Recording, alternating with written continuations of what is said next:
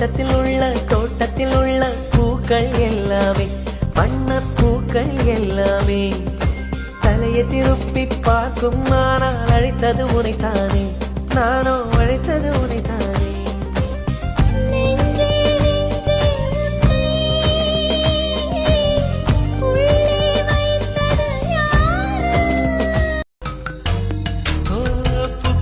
செடி கொடியின்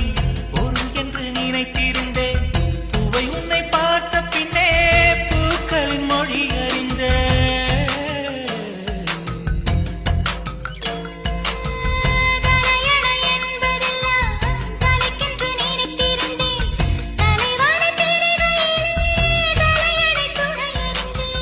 தீபந்தம் போன்றவன் நான் தீபம் என்று ஆகிவிட்டேன்